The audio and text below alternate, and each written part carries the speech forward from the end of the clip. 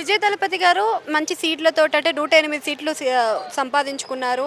రేపో మాపో ప్రమాణ స్వీకారం చేస్తున్నారు అని అంటున్నారు. కానీ ఇదే టైంలో కాంగ్రెస్ తోటి పొత్తులో పెట్టుకోవడం జరిగింది 5 సీట్ల కోసము. ఇంకా అలాగనే పీఎంకే కానీ, ఇంకా సిపిఐ, సిపిఐఎం కానీ ఇవన్నిట్లో కూడా పొత్తులో పెట్టుకోబోతున్నారు. మరి ఈ విధంగా చూసుకుంటే ఒకప్పుడు కాంగ్రెస్‌తో పొత్తులో పెట్టుకొని అన్న ఆయన, బీజేపీతో అసలు ఆయన దాని దగ్గరికి వెళ్ళనని ఆయన ఈరోజు డీఎంకే పార్టీ నుంచి కూడా కొంతమంది ఎమ్మెల్యేలు ఇటు రావడం జరుగుతుంది. మరి ఇంతగనం జరుగుతున్నప్పుడు మరి ఏ పార్టీతో అయినా పొత్తులోకి ఎక్కువ ప్రాధాన్యత ఇస్తారంటారు? పొత్తులోకమ్మా యాక్చువల్‌గా ఇది రాజకీయ చట్రంలో, రాజకీయ కోణంలో చూస్తే ఆయనకి 108 సీట్లు వచ్చినాయి. గౌరవంగా వచ్చినాయి. అయితే ఏంటంటే 115 సీట్లు, 118 సీట్లు కావాలి కాబట్టి 118 కావాలి. ఎందుకంటే 234 సీట్స్ బై 2 కాబట్టి. అయితే అక్కడ ఇంకా కొన్ని ఒక దరిదాపు కంటే ఒక 10 సీట్లు కావాలి. 10 సీట్లకు గాను వాళ్ళు స్వచ్ఛందంగా వస్తున్నారు.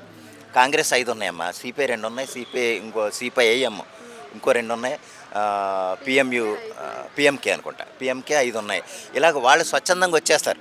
ఎందుకంటే 100% విజయ్ గారే సీఎం అన్న సంగతి అందరికీ తెలుసు, తమిళనాడు ప్రజలకే తెలుసు, రాజకీయాల్లో ఉన్న పార్టీలందరికీ కూడా తెలుసు.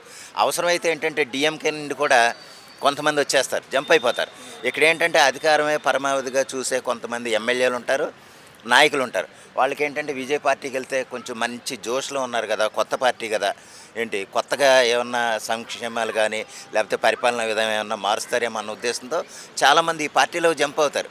అక్కడ పొత్తు పెట్టుకోవడం కంటే వాళ్ళు స్వచ్ఛందంగా రావటం, అవసరమైతే పార్టీ మారిపోతారు.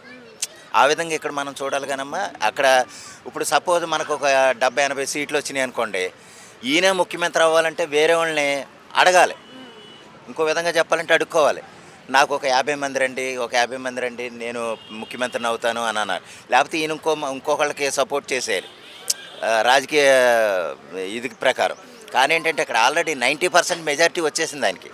అందువల్ల ఏంటంటే నామక వచ్చే సీట్ల వల్ల ఏంటంటే 100% ఆయనే ముఖ్యమంత్రి. ఇక్కడ పొత్తు సమస్య కంటే పొత్తు అని అంటే వేరే పార్టీల్లో ఉన్నారు, వాళ్ళు ఇందులోకి వస్తున్నారు కాబట్టి మనం పొత్తు అంటున్నాం.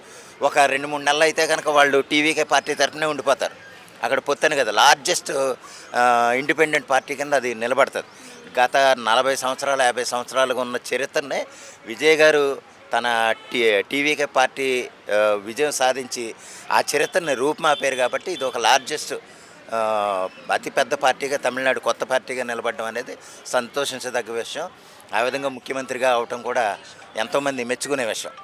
అంటే ఒక ఫిల్మ్ ఇండస్ట్రీ నుంచి, రాజకీయాల నుంచి ఎంతమంది ఆయనకి ఎప్రిషియేషన్ అందిస్తున్నారు మనం ప్రత్యేకంగా చెప్పలేం. ఇంక్లూడింగ్ రాహుల్ గాంధీ గారు కూడా దాని మీద ట్విట్టర్లో స్పందించడం ఇదంతా మామూలే.